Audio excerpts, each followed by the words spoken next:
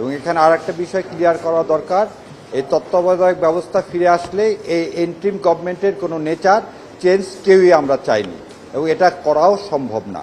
দ্বিতীয় আর একটা, যে আমাদের কনস্টিটিউশনে এবং 72 সালে 12ই জানুয়ারি যতগুলো গেজেট প্রকাশ হয়েছিল প্রতিটা জায়গায় বঙ্গবন্ধু বলা ছিল, শেখ মুজিবুর রহমানকে, কিন্তু এই জাজমেন্টে খায়রুল হক সাহেব তাকে জাতির পিতা বলে সম্বোধন করছিল।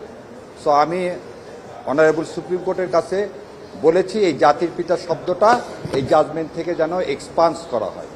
উনি আর একটা ইতিহাস বিকৃতি করেছেন, উনি বলেছিলেন পাকিস্তান সারেন্ডার করেছে বাংলাদেশ এবং ইন্ডিয়ার যৌথ বাহিনীর হাতে, যেটাও একটা মিথ্যা কথা। পাকিস্তান সারেন্ডার করেছিল জেনারেল অরোরার কাছে, সেখানে এমএজি ওসমানী উপস্থিত ছিলেন না। আমি এই শব্দটাকেও এক্সপান্স করার জন্য বলেছি।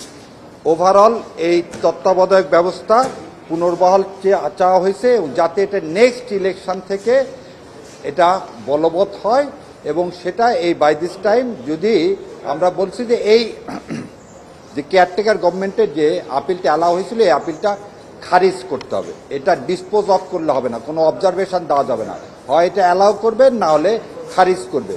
অবজারভেশন দিতে গেলে জাতি বিভ্রান্ত হবে। তাই যদি বাতিল হয়, এক্সপান্সেড কোশ্চেনটা এই কারণে আনা হচ্ছে এই শব্দগুলো যুগের পর যুগ থেকে যাবে, তাহলে ইতিহাস একসময় বিকৃতি হয়ে যাবে। মিথ্যা যদি 10 বার বলেন সত্যে পরিণত হয়। সেই কারণে আপনি যদি আজকে এটা এক্সপান্স করেন, ভবিষ্যতে এই জাজমেন্টে এই শব্দগুলো আর এই জাতির পিতা শব্দটা থাকবে না। সারা বাংলাদেশে যে একটা মিথ্যা ইতিহাস শুরু হয়েছে শেখ মুজিবুর রহমানকে জাতির পিতা বলা, সেই ইতিহাস থেকে আমরা মুক্তি পাব।